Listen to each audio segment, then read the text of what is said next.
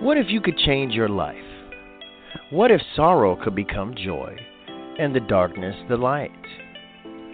What if you could heal not only yourself, but those around you?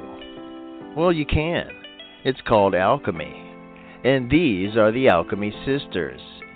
Join Quantum Karmic Healer Jennie McDaniel and intuitive empowerment coach Mandee Elam for a magical journey into esoteric spiritual discussions.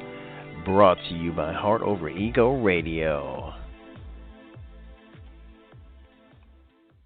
Hello and welcome to the Alchemy Sisters. You are here with Mandee and Jennie. Hey Jennie, how you doing? I'm doing pretty good. It's a beautiful day here in New Mexico, and the air is crisp, and the sun came out, so I'm in good spirits. How about you? It's been cloudy and cold and rainy in the Northeast this week. Unless you're more north, then you've been getting a lot of snow. So I'm ready for some sunshine, but I've been living vicariously through some of your pictures. You've been posting some beautiful pictures of blooms. Yes, cactus blooms. They're just so beautiful. I don't get a chance to get that up close. They almost look plasticky. And if you notice in one of the pictures of the actual flower on the cactus, it has like this sheen like plastic.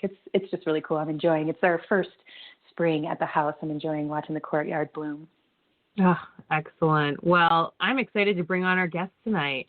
Yeah. Our guest is Leah Shugart. She is absolutely amazing. She's a professional mystic, an energy healer, massage therapist, yoga instructor, and has so much to offer. And we just love her and her energy. So welcome, Leah. How are you? I'm so good, Mandee. Thank you for having me. We are honored to have you. Will you take a second and tell our guests just a little bit about yourself? What it is you offer, your magic in this world? Currently, because it is ever-changing. Yeah, for sure. So in these times of, sheltering in place and quarantining, I am doing mostly tarot via FaceTime, one-on-one sessions with women, which are really super popular over the last 6 months, where we basically just get to know each other and kind of dive into what's happening in our lives, and we create a spiritual and a ritual practice around what's happening with them. And so that's been really, really empowering these last few months, especially as women are starting to kind of explore these deeper parts of themselves and look for their own kind of medicine outside of these systems, and people are starting to turn inward. And so that's been a really, really powerful offering. And one of the two things that I'm really kind of sticking with right now, since everything is pretty much virtual. Mm-hmm. And then otherwise, if and when things go back to any kind of semblance of normal, hands-on healing via massage therapy and, like a Reiki-attuned energy work, and then monthly in-person women's circles and sisterhood kind of goddess gatherings where we celebrate the moon phases, but mostly planned around the seasonal shifts. So this weekend, we're coming into a Beltane portal, or like a May Day celebration. So that would have been our next in-personal gathering, where we would just kind of align ourselves with the seasonal shift and the magic within that portal as we prepare to move closer to the summer solstice. Oh, I just love it. Maybe could you tell our listeners a little bit about that portal, or maybe just some energy that you're intending on focusing on during that time? Yeah, sure. So May Day or Beltane is the halfway point between the spring equinox and the summer solstice. So with the equinox, we move into this place of duality and balance, right? We start to feel into that equal parts light and dark energy. And with the Beltane portal, we're moving closer to that fire, right? The sun has returned with the equinox, and the days are becoming longer and warmer. And here in the south, especially, we're already experiencing some summertime kind of temperatures. My garden is already flourishing, and so we're starting to feel into that energy of growth. And there's a quickening in the air that happens right as we move closer to summer and that full moon energy of the seasonal wheel. So typically what I try to bring to that May Day portal, that Beltane energy, is this awareness of taking a moment to really kind of stop and slow down and tap in and feel into where we're aligned right now, and how that aids in our own growth and our expansion. And can we find that place of alignment and really fall into an even more intimate and deeper connection with this seasonal shift so that we can stay in alignment as the wheel turns and really thrive at like. You can really tell she's been practicing this for a long time. Ah, just such a master. I love it. And it's just been so nice. Leah's been on our show before, so it's just so cool to hear people come back and how much you've expanded, but also grounded. And like, you're doing it, sister. You are leading the way and lighting a path, and we're so grateful for you. Thank you. It's been work that has been so transformative in my life over the last 5 years, that call it really like the past 3 years. Shit has just gotten so real. Yeah. And I think that's for all of us as a collective, but Jennie and I have worked, closely together over the past few years. So she kind of knows all of my secrets of expansion. And this is the work that has really kept me from honestly like melting down and like totally losing it, is really kind of coming back to this, just like primal essence, right? This like nature of existing in this physical reality and feeling into like how cyclical and fluid we are, and just being guided by the season and the planet as she shifts. And it just really creates this beautiful container for that transformation to feel so empowering and healing and not so daunting as we move through that process. Especially now. That's brilliant. Yeah. It's par for the course here, Leah. Thanks for bringing the wisdom to the table here, because this is the time to go with the rhythm of the earth. It worked for millennia before. It can absolutely work again.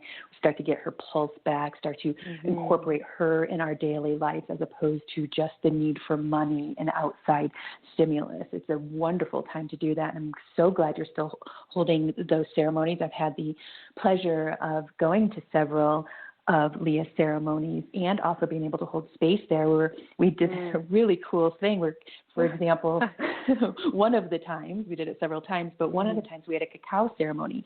She had the real deal from Costa Rica, the little bean and everything. It wasn't even the chopped up chocolate looking stuff that a lot of people use, which I'm sure it's fine. She had the real deal though. And we went into this wonderful ceremony of cacao, and then I was doing some channeling, and everyone was just merging their energy, and it was a wonderful, wonderful time, and she was so skillful at it then. I can't even imagine what she's getting into it now, about a year and a half, 2 years later, isn't it, Leah? It's been about a year and a half, I think, since I left the Chattanooga area. But, yes, she's one of the few people that I'm like, oh, I wish I could have brought her with me. That would have been cool. I just love it. Leah, do you still have, right now, we're going to talk all about current events at some point here, but a big thing on everybody's heart and mind are seeds and planting and growing. And you just talked about, Beltane coming up and whatnot. And you also are quite a bit of a green witch yourself, right? So are you in a growing season right now? I am. And it's funny, this is our second growing season in the house that we're in now. So last year, I just kind of took the season off because we were in this new place, and it was actually pretty beautifully landscaped in the front, and in the back is all trees, like just woods behind us until you get to the next street. So I was really unfamiliar with the land, of course, being in a new place. So I took a season off, and I was just like, I'm going to let her do her thing, and then I'll take inventory and see what we can kind of make together. And so the weekend after, I guess this has been about 4 or 5 weeks now that, my job shut down and we were officially sheltering in place, I actually picked up some starter plants for my vegetable garden. And so I'm working with that. I've found a wild blackberry bush growing in our front yard. We have a giant mulberry tree in the back. And I've got my herb garden going for my dried herbs and smudges and things like that when that's time.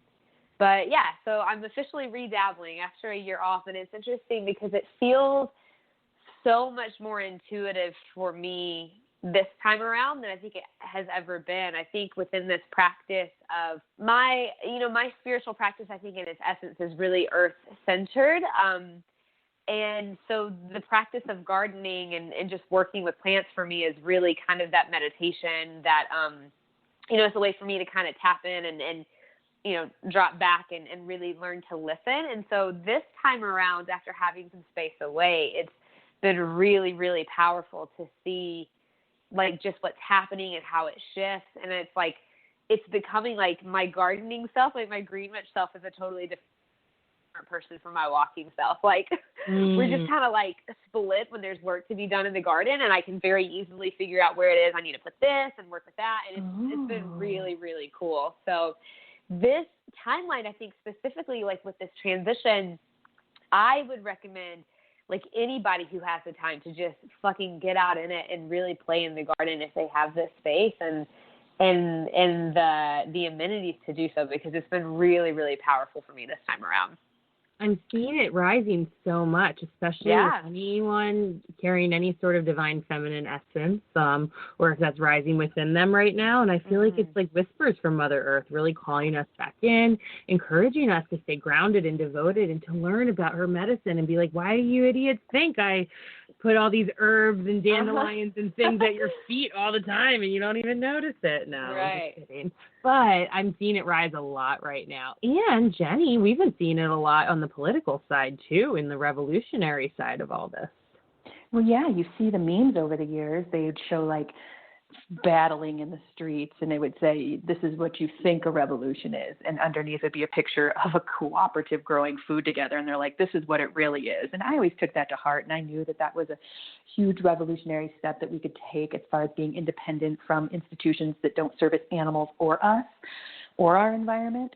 So yes, it's an active revolution to have a garden. You are almost an anarchist. No, I'm kidding. If you have a garden, I'm being dramatic, but no, seriously, it is a revolutionary act. And when Leah was describing, she's almost a different person when she goes into green witch mode or goes into the garden. That is the intention. When people say do the grounding and get out in nature, that's what they're suggesting, is getting out and changing the frequency so you're in a different mindset and you feel like almost a different person. And I love how she described that. And you can even further that, and I'm sure you already do, is kind of imagine yourself as a green witch and even get playful with it and see the imagery and stuff. And I'm talking to a lot of our listeners who, when you get out into the earth, you can get into that space of relaxation. It's almost like meditation, and that's when the subconscious mind comes forward and you can really play with fun imagery, and it's strong. Ask a hypnotherapist.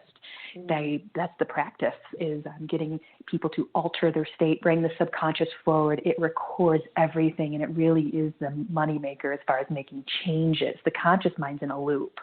We're very, everything we do is day in, day out is sometimes the same. So that's good, right? The conscious mind does that job, and the subconscious mind has its other job. But I have a garden. We're starting small. We're starting inside of the courtyard, but if we like the results, we're going to extend outside of the courtyard because we have acreage around our house. But we're going to start inside because there's already kind of like an area started, and we're growing all kinds of stuff, and we're just hoping for the best. My boyfriend's a green thumb, but he doesn't usually grow vegetables. He grows, let's call it flowers. And you're in a different climate. I was going to say, that's crazy to watch. Like what happens in the desert like that? I was hearing you saying intuitively you took a year off, and I was like, yeah, you have to, kind of get used to, even if it's in the same state, you have to get used to a different location in the earth and bond with it and stuff. My old house in Chickamauga, Georgia, had fairies everywhere, but it was because it was so green there. They got so much rain. Here it's a totally different essence. The elements are completely different energy, and yes. You're like planting in clay, and it grows. Stuff grows around here. You just need to care for it in a certain way, and we're learning. So we'll see what happens this year. Speaking of weird things and weird vibrations, I heard that they disclosed a little bit about potential aliens or UFOs that the Navy saw, and it was on like ABC News. Did you guys see that or hear that today? I think I actually scrolled past something on social earlier today, but I didn't get a chance to read into it. I think I just saw the headline. Me too. That's as far as I got. Something like the Pentagon releases information or videos of unidentified flying objects. Oh, I've got it now. Pentagon declassifies Navy videos that show UFOs. Oh. And it says purportedly, which is a really hard word to say, which is basically supposedly. So, no firm confirmation there. However, it is on abcnews.go.com. So that's pretty exciting and interesting to something we've seen energetically. And when you were talking about feeling the different energy where you're at and the lack of fairies, I thought, well, there's abundance of other energies out there. Yes, there is. Yes. Incredible alien energy out here. I'll tell you guys a quick story, and I want to get back to Leah and what she's getting into. But I haven't really told many people this because I just started to be able to put it in words.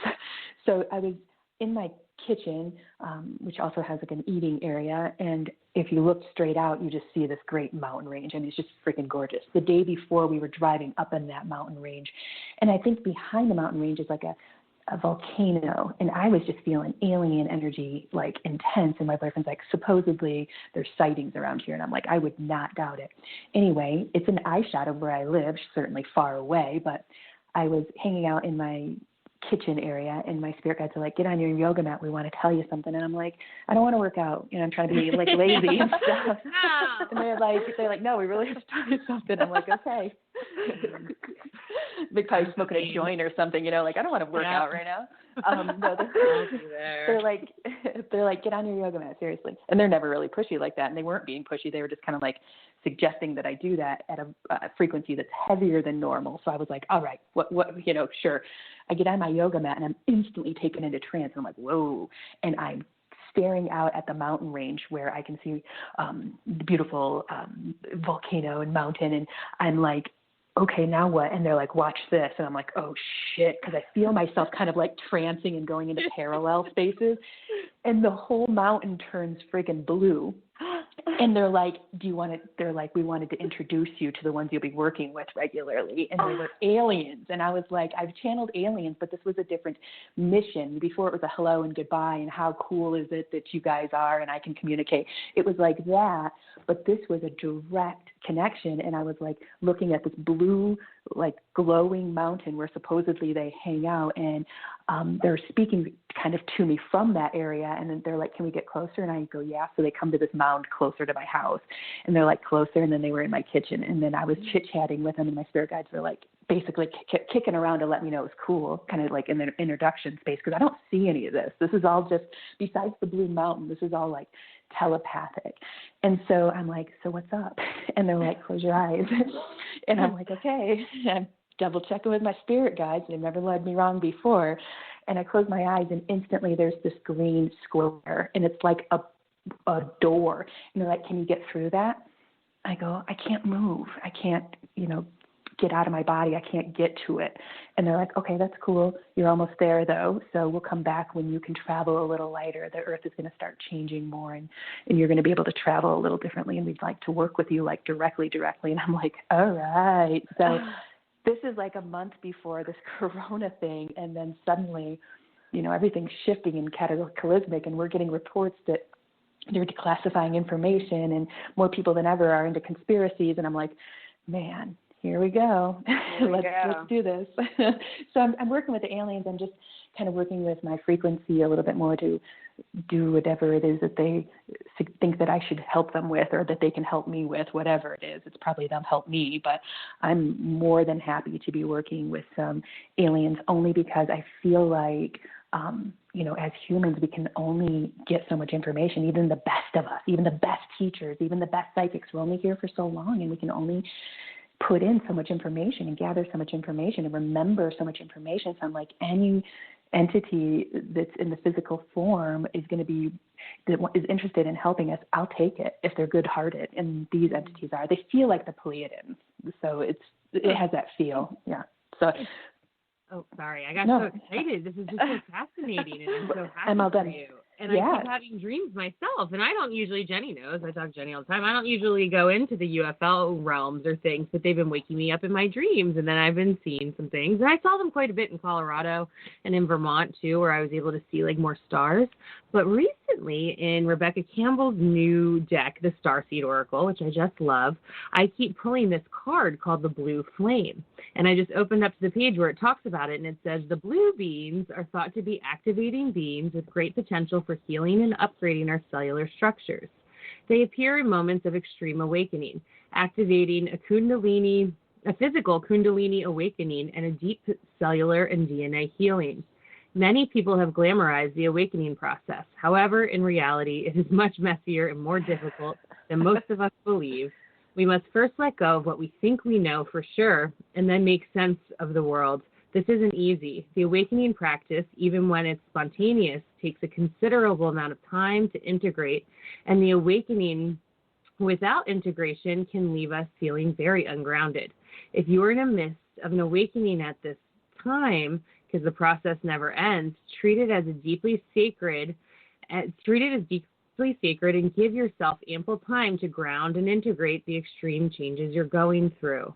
So this is so in alignment with everything both of you were just talking about, and this needing to ground and this rise in, like, you know, what's going on, with the blue beans, because they're probably here to help us on so many levels. And that might not even be what Jennie saw. Jennie might have a whole other entity in. But there's a lot of them.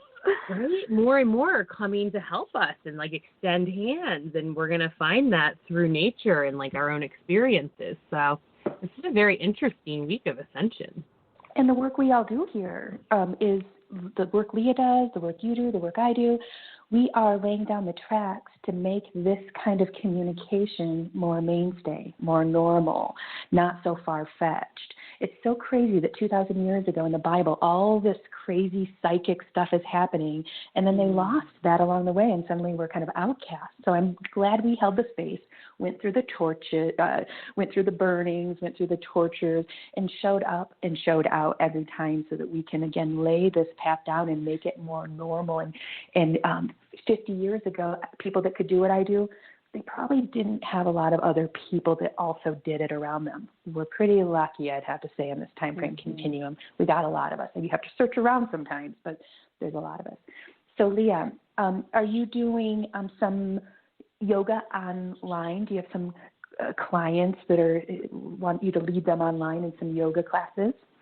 Yeah, absolutely. So, a lot of people, when everything shut down, because I know here in the States, at least for us in the South, it felt very like it just kind of happened out of nowhere, right? Like things were kind of bubbling and stirring, and then we woke up one day and it was like, all right, we're shutting this place down. So It's interesting because with the practice of yoga, like traditionally, this is you learn this one-on-one, which is one of the reasons why I think I really like this concept of one-on-one, like teaching or practice or mentorship or whatever it is, but that's kind of the tradition, and it becomes very customizable. But in our culture, we move to, as we see with everything else, this idea of progress and growth and expansion. So we find ourselves in these public classes, and, we kind of go through the motions, and we can find medicine in those spaces, but, easily sometimes lost depending on where you're at and the type of person that you are. So with this shift, I've actually seen many yoga studios and teachers take their practice fully online, right? Because they do have to continue to generate income. But I've also seen, at least in my business, a flux of people who are looking for the practice, but also getting really specific with what it is that they need. Instead of just showing up I need to move, and that is always fantastic medicine. It's like, I need yoga because I'm this is what I'm working with, and I need medicine for this specifically. So I see actually a senior couple 3 days a week, Monday, Wednesday, Friday morning, and we do yoga for them, and they're fantastic. They're early 70s, and they're just we've been in our house. They were actually on vacation. One of them was in the Canary Islands, and the other one was in Hawaii, a week or two before all of this hit the States. And so they left those resorts 2 or 3 days before those places got quarantined. So they've been in the house the entire time. So we're just 3 days a week via FaceTime busting through these, medicinal and therapeutic yoga practices for them. And then, again, working a lot through FaceTime and getting really niche specific with what it is that people ask for. So, of course, it's asana, yes, it's breath work, meditation, but also where do you feel energetically heavy and blocked, and how can we build a practice around fostering and bolstering that. So quite a bit more of that these days, and that's been really fun for me, I think, and hopefully just as medicinal for everyone else who's showing up to move as well. I love that reflection. I love that people are getting inside of that. And Leah, you've probably had this happen to you, where Leah's a massage therapist too, and that's where I met her, is working in Chattanooga as a massage therapist. And when I get somebody in the room and they're like kind of out of it, I can just tell they're in pain and they're just not present. And they'll say like, my body hurts. I'm like, well, where? And they're like, I don't know, my back. And I'm like, can you be more specific? The back is a large part of the body, upper, middle, lower. And they're like, I don't know. That's how detached Americans are quite often. Either it's the pain or the monotony or the yonged out existence, but it actually, and this is how detached humans are quite often. Again, I'm not making fun of, I'm just pointing out, which is very, very common to have people not even know where the pain is in their body because they don't sit still with their body enough to check in with it. And that is where I start my session with that client. I'm like, okay, let's breathe, and then tell me, you don't have to tell me every little detail, but think about it, feel it for a second, be connected to that space we're going to be working on, because if you're detached to it now, you're going to be detached to it in the massage, and you're not going to give me some of the details.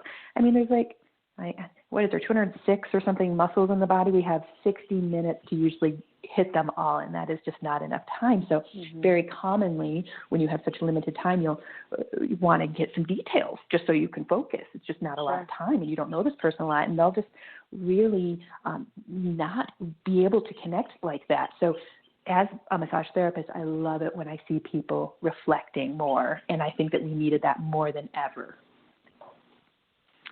Yeah, it's been interesting for at least what I've witnessed with some of this is how much easier it is for even people who are walking around in this disconnection. It seems like they're subconsciously being pulled into these internal spaces, and they're just really allowing themselves to do it without realizing that that's what they're doing, right? Like, I saw a client this afternoon for a reading, and we did tarot via FaceTime, and she had some really, really fantastic stuff that has come through. And it was her first ever tarot reading, and she's like, I've been thinking about doing this for months. And, you know, afterwards started talking about all the things that were happening for her. And I was like, when I met this person, never would she have been the type of person to seek this out, you know? Like, and it's just, even listening to her today is like, I could see how this person has shifted so much since the last time that, you know, maybe they decided to kind of like dip a toe into whatever, you know, they thought I was doing at the time. And yeah, it felt really guided for them and like really subconscious, where it's like, I'm just going to kind of dabble in this. And even if it makes me uncomfortable, like I'm fully here, I'm present, and I'm showing up to it. It was really, really cool. That keeps us going. You know, if we didn't get any results from ourselves or our clients, I don't know if we'd keep kicking this can down the road, but there are results. We do get freedoms from heavy energies, and we do heal. It's just not when our human ego thinks it should, usually. Yeah. And I can vouch for that. Like when Jennie first met me, I was that person. I didn't know. I couldn't tell where my pain was because I had such severe fibromyalgia. It was everywhere, and I had so many discs and different things going on. And it takes so long to unwind it, and you can't force it. But if you show up for yourself and you do these things and you do the work within, what you were talking about, I keep joking around about this on all my shows, but I just think, you know, regardless of what's causing all of this and, you know, of whether we support the lockdown or not, everybody's finally getting, at least most people are finally getting an opportunity to sit in their own biomagnetic field, which goes out 6 to 8 feet around us, you know, and usually we're all up in everybody else's shit and running around like crazy, and like you don't know what is yours and what isn't. So every single thing, no matter what obstacle you're against right now, is forcing you to go back within. Even if it's something simple like you live with like roommates or family members and not everyone wants to abide by the rules, but you can't control them, or like you can't, you know, be responsible for what they're doing. So what can you do? So every little thing is bringing you back into yourself.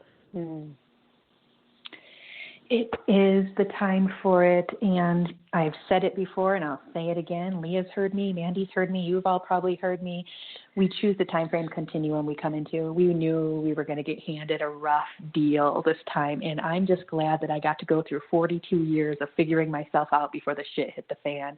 And I think there was some strategy to that, too. Could you imagine being like 18 coming up? I mean, it's hard to be 18 and 20 because it's just really, you're an uncarved block, really, you know? So, and that's good. That's the design of it. But a lot of them are new souls, too. Have you noticed that, though? Like, kids 20 and younger, we're getting a lot of like newer souls coming in.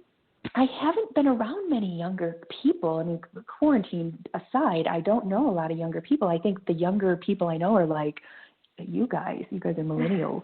I'm 34, so. I heard about these Zoomers, though. And these Zoomers, the Gen Z, had an opportunity to hang out on campus and smoke some weed with some millennials, and they work at the radio station. It was way hip. And I was talking to them, and I'm like, you guys are our secret weapon.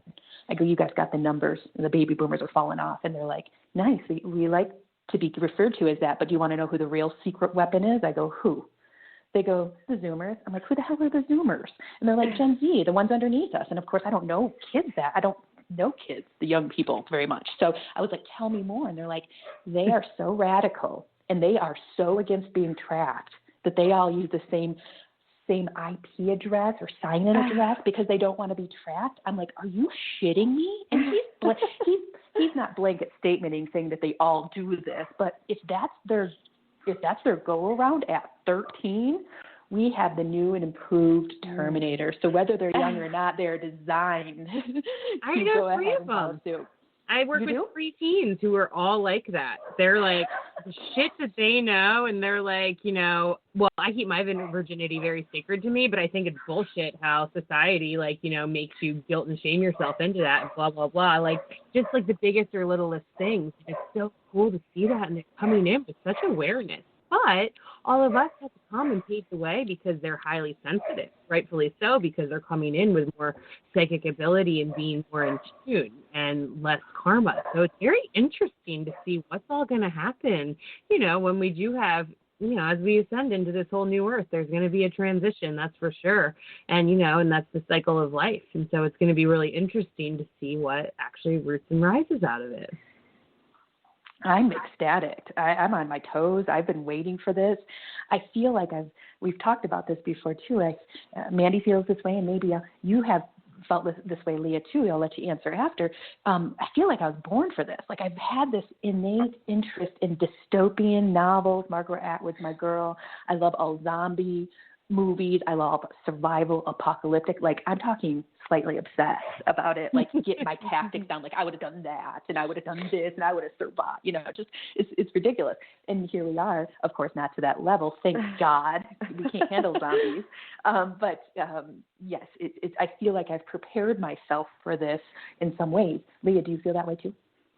It's interesting. As a small child, I grew up Southern Baptist, and not an extremely conservative family, but fairly conservative with enough open-mindedness to be flexible. But I found myself really fascinated as I was growing up in church with the book of Revelation. Didn't really give a shit about what was happening in the Bible, and nothing made sense, but I was fascinated with this one piece. And I remember being at this church camp and I feel like I need to look into this. I'm being called to research what this is about. And of course I never really did. The Bible has never been something that resonated with me. But yeah, as we move through this, for me personally, the past 8 months specifically of my life have been this huge catastrophic, emotional, internal, spiritual kind of restructuring of the self. And every time I find myself in these deep woes of me basically swimming through the molasses of my own bullshit, I'm like, this is exactly what we came down here to do, though. And it's funny because I go back and forth where I have these really intense moments where I'm like, but this is it. This is my dharma, and I'm getting closer, and I'm doing it.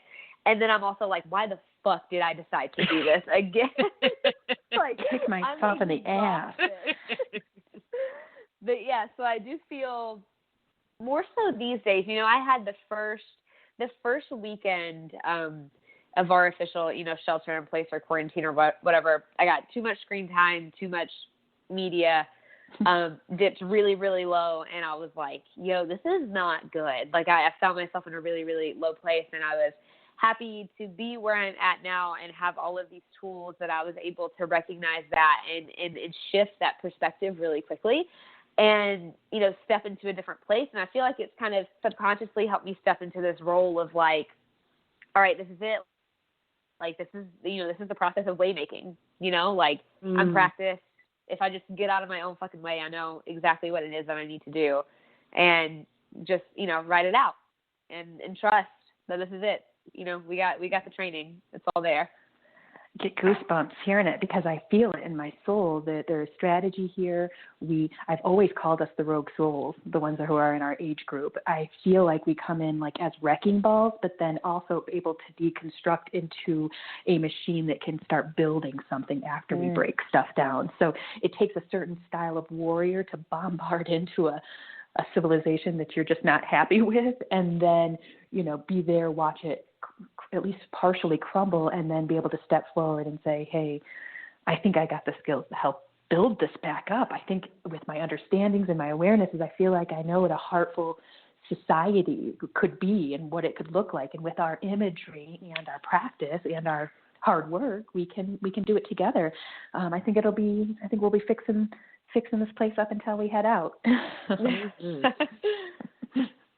Yep, that's how I feel. I feel like I incarnated for it. I feel very alive. I've been talking to a lot of my friends about it, and I'm like, this is what I feel like I was born for, like the unknown. And like, I got really into all kinds of survival things when I was younger, and I'd always had all kinds of visions and premonitions, and I resonate a lot with Joan of Arc. Like, Joan of Arc. I wasn't afraid. I was born to do this. And there's this electricity, this current that's pumping through my veins right now through all of this, and it helps me to really shield, not take on any shit that doesn't belong to me, and be like, "Yep, you go do your own thing. You gotta figure that out yourself. But I'm here and I'm doing my thing." And and my business has been going well. My body's been feeling really good. I've been doing tons of exercise and yoga, and like, I don't know, there's just this new layer of awareness, and then this current of like energy rolling through me that makes me feel so excited yet grounded.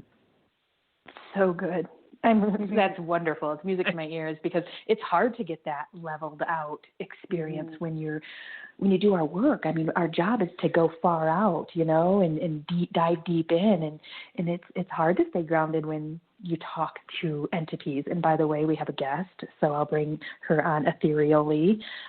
Speaking of Joan of Arc, Mandee called her in, and Joan of Arc is here. So I'm just going to do a quick channel, and then we'll go to commercial, and then we'll continue the conversation. But Joan of Arc is coming in, and she's like, that level of direct focus was inhuman. I channeled a lot of entities that helped me carry that feat out. So she's claiming help from the non-physical, and she's saying, just like the prophets of the Bible, just like you girls, I also was channeling and bringing through really revolutionary energy. She goes, mine was, leading a group to victory.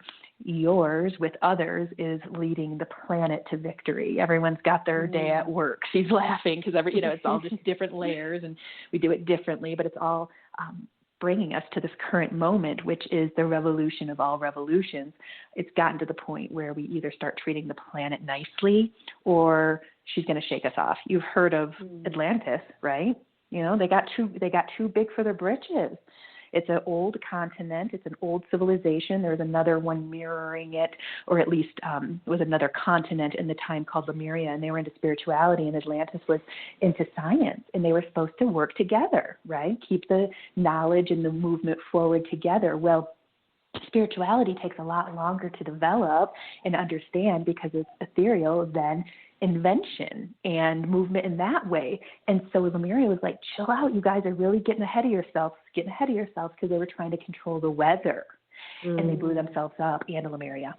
And this is one time frame continuum, so there's many stories of Atlantis that I think are true from different time frames, but that's one of them. So it's kind of like we're mirroring or paralleling that kind of experience, which is the powers that be are getting way too big for their britches, and it's getting top heavy. And if we're not careful, there's going to be an end. And so the way my teacher sees it and the way I see it is we do flip the heart over the ego, but it's plenty of work. It's a lot of work, and it's nobody's game quite yet. You can see with the chaos, but for the momentum does look like we fix it before she shakes. It's so interesting. That's so nice. I'm so glad that Joan came, so I just want to thank her for that. But I also, it's so interesting because I've had these flashbacks myself, but a while ago, but I've had many clients over the past 2 weeks telling me about dreams about getting washed away and sucked away in a wave. And I think there's a lot of karma and things releasing right now with that time you were just referencing. You nailed it. That is absolutely, and that's absolutely happening. And, I noticed with the coronavirus, I have a lovely dancer massage therapist client who lives over in New York, and he called me the second that Corona came to the news, and he's like, I'm freaking out. I don't know what this response is.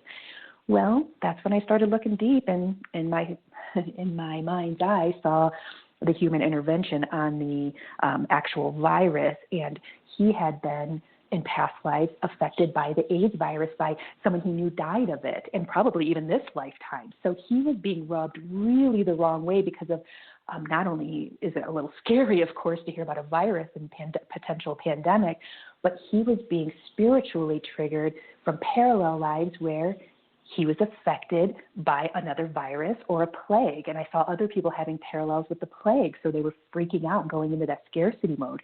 Not only do I feel like humans are living in scarcity, but I think that surge of loss of toilet paper and the shelves couldn't be stocked was people's response to, yes, scarcity, but then also being rubbed extra because of parallel lives where they died of the plague or a plague came through and just that cellular memory. So I'm like, yeah, we are, so to speak, acting out, and that's just normal because of our experiences. And people having dreams of the water, I bet that's Atlantis, where there was Atlanteans that lived on that continent that wanted to keep things level and not get too big for their britches. And then there was the ones that were probably in power that just kept pushing it, and their egos got out of control. And a lot of innocent people died. And there's all kinds of stories about how they, few of them survived and they were kind of giants and they found some new land to live on and continued to live for a little while on our lands here. But I don't know. I don't know if that rings true to me, but either way, there's all kinds of stories out there. If you want to find it, Google Atlantis and Lemuria or just Atlantis. You'll find plenty to read. Mm-hmm. Ladies, do you guys want to hit our commercial break real quick? Sounds good. Yeah. 52 seconds. We'll be back, everyone. Mm-hmm. You are listening to Heart Over Ego Radio.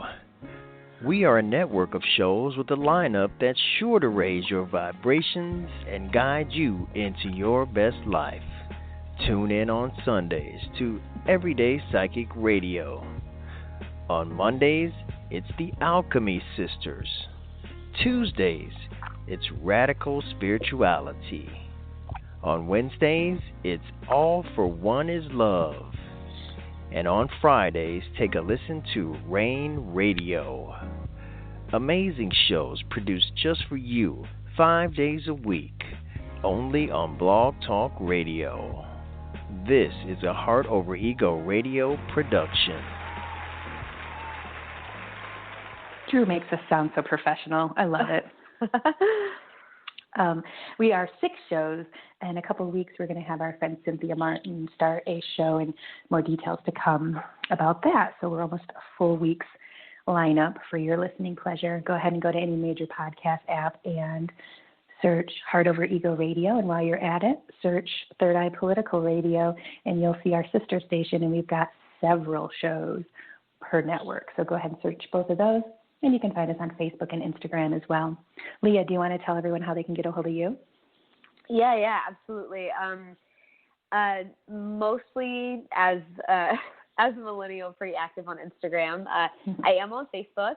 My Instagram handle is Leah Marie Magic with a K at the end of Magic, and then greenwichvillage.net online for our official website, or Greenwich Village official on Instagram. And so all of those will give you details on the current offerings that we have, which, on the website, as far as events go, of course, are going to be pretty sparse because everything is up in the air.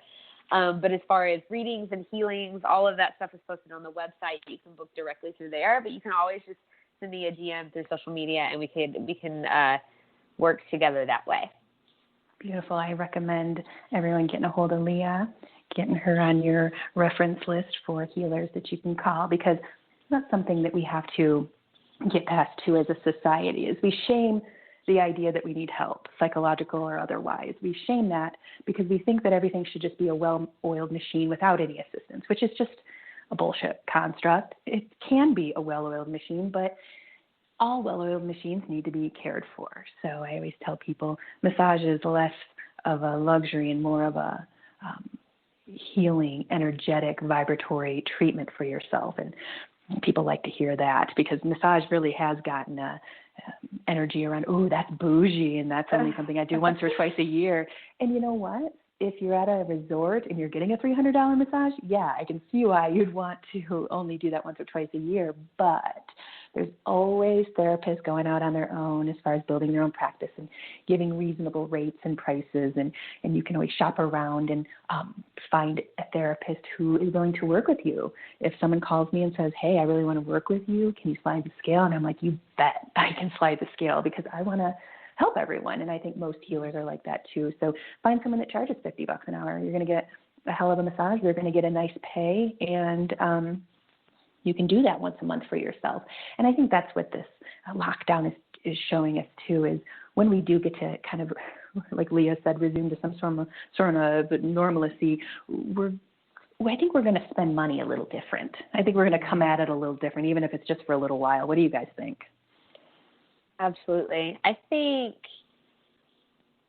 on the other side of this, this industry that has been just kind of dabbled in, I think, as far as like a collective goes, I think we're gonna come out on the other side of this and be in really high demand. And I think people are going to really start to see the value of this work and really appreciate that, for a lot of people, what I offer as far as like, seasonal ritualistic healing, like a lot of people have forgotten that this is even an option and they don't even know what that looks like in their lives, right? But I think on the other side of this, it's going to be those little, kind of niche specific, ethereal mysteries, if you will, that are going to be in really high demand for people as we all, collectively continue to ascend and evolve.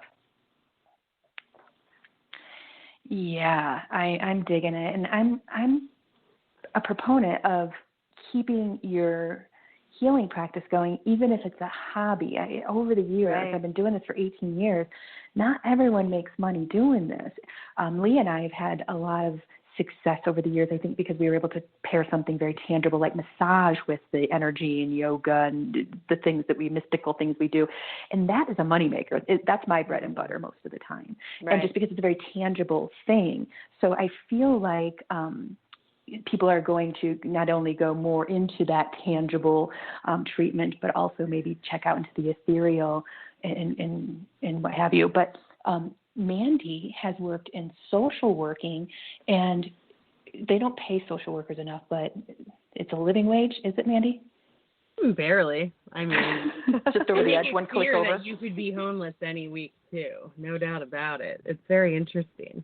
But I see wonderful things coming from this, and I see the time of the medicine woman and the medicine man rising.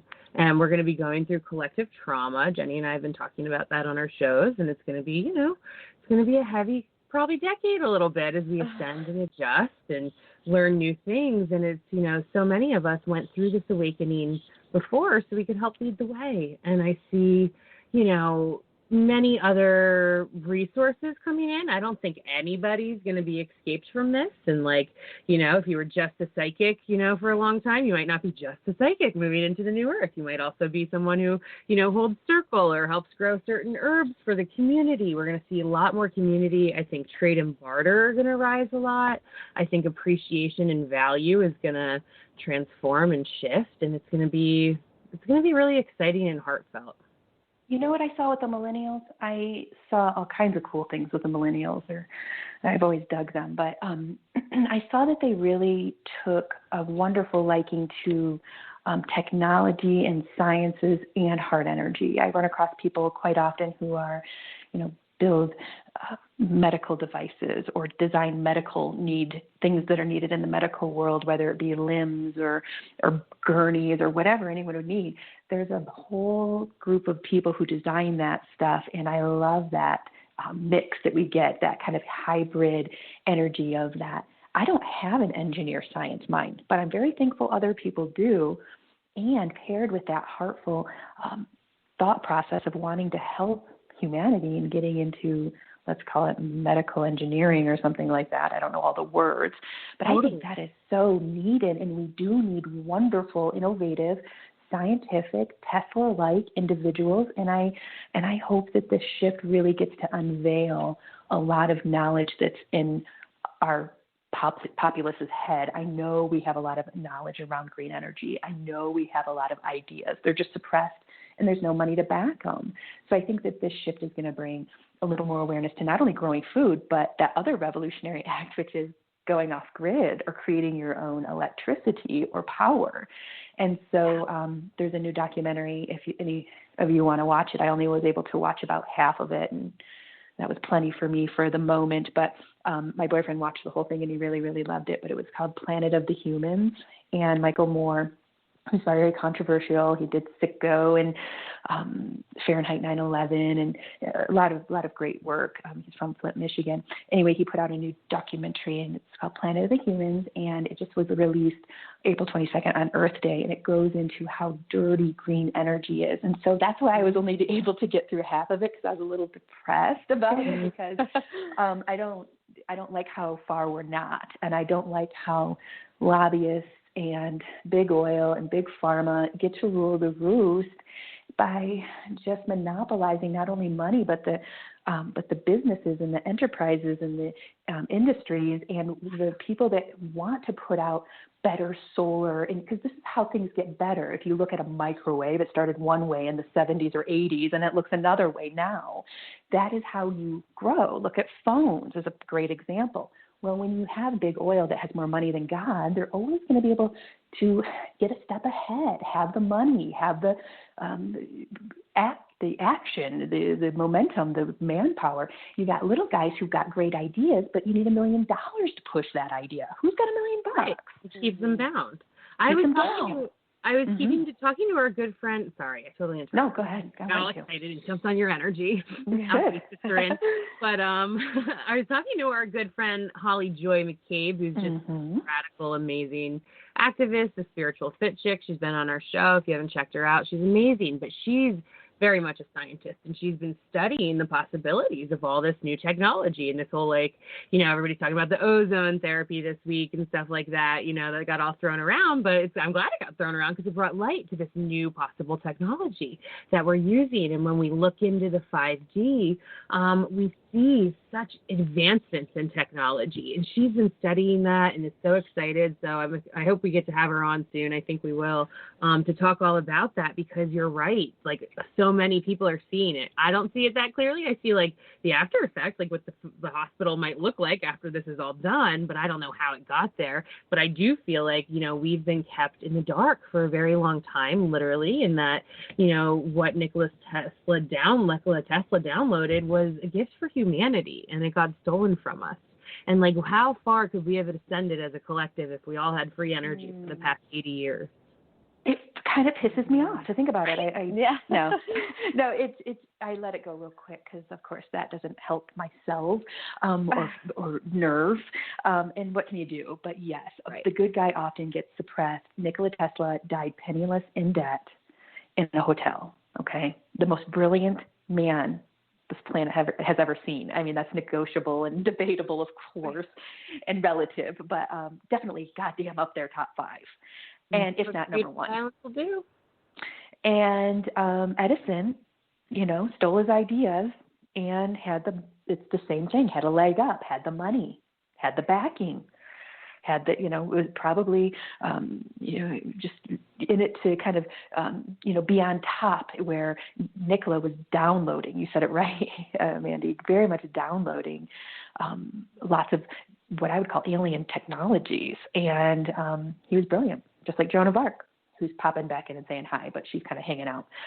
But yeah, she's been around this week. It's cool. What's up? She is on. But she's like, if I always want to be of assistance like Mary Magdalene, and I'm like, man, we love having you on our team. Absolutely, between you and the aliens, we got this shit. But yeah, it's a very interesting time to be alive, and I do feel like strategy is in need, and organization is in need. And if you look at and study the 1960s revolutions, which I have over and over, you'll see that organization was key. They really had a good way, and I don't know all the ins and outs of it, but they really had a good way of getting the movement going, getting the organization. Look at Woodstock, So I feel like if we take some techniques from most revolutions and we merge them together with new ideas and new innovations and what have you, we can make a plan. And that's kind of what I'm doing with my friends. Like, we all have these special knowledges, and anyone listening, you got some great ideas about a new earth, a new future, call us. Message us on the Alchemy Sisters. Do we have the Alchemy Sisters at Gmail still? We have the Alchemy Sisters 333 at Gmail. You can also email us at Heart Over Ego Radio, or right on our Facebook pages. Because it is all about networking, gathering all the knowledge. Go ahead, Mandee. Yeah, I was going to say, right here at the end of our show, I wanted to bring it back down a little. Spirit led me to, because as our beautiful guest Leah was talking about her blackberry bush, I happen to have my Ellen Dugan's Garden Witches Herbal book on my desk. And so I looked up the blackberry bush, because I was like, I wonder what that means and why there's a wild blackberry bush right next to, our sweet friend right now. And it's very powerful and protective. And so I thought, if you guys are okay with it, I'd share this little passage with both of you and our listeners. Yeah. Awesome. Yeah, absolutely. The blackberry has connections with many different gods, including the Celtic god Brigid. Their astrological influence is Venus, and the elemental association is water. Magically, and this is all magic with a K, just like you, magically, blackberry fruits, flowers, and leaves are used for healing, money, and protection spells. This is considered a favorite fairy plant that they help keep humans out of the fairy forts and rafts where the humans were never supposed to be. And it says, healing charm with blackberry. According to old folk magic, the blackberry leaves were a remedy for minor burns, but were thought to be the most powerful when they were accompanied with a healing charm that was repeated 3 times. Here is the witchy version of the healing charm. Hold your hands directly over the burn and repeat this charm. So if anyone gets hurt or has a burn or a broken heart or needs to cool anything down, this is a very nice charm you can do with either blackberry fruit or a blackberry leaf. And you can say, 3 ladies came from the east, which sounds like the 3 of us right now as we came into union tonight. 3 ladies came from the east. 1 brought fire, 2 brought frost. Out fire and in frost, in the name of the maiden, the mother, and the crone. And so it is. That's lovely. Love that. So thank you so much for being with us tonight, Leah, and bringing all of your magical charms with you. Yeah, of course. Thank you for having me. This was a perfect into a slow Monday for me. Nice. Wonderful. Yes, we love having you. Maybe we can get you on again before the end of the season. You're real good about being available when someone drops off or some emergency happens. So we'll get in touch with you and see if we can get you on before the end of the season. And if not, absolutely next year. We're going to be interested in how you grow and move and shift and shake. And it's a pleasure having watched you so far. So thanks for showing up. It's just so much fun. And again, of course, Mandee, it's always a pleasure. And this is a wonderful time to gather and especially virtually and connect energies. And I just appreciate you both. And this is Heart Over Ego Radio. That's our network. And this is the Alchemy Sisters. And we have lots of different shows. Go ahead and find us on any major podcast app. Just search Heart Over Ego Radio. Like, share, follow. We're also on Blog Talk Radio under Heart Over Ego Radio. And I think if you punch in the Alchemy Sisters, they'll pop up some episodes too.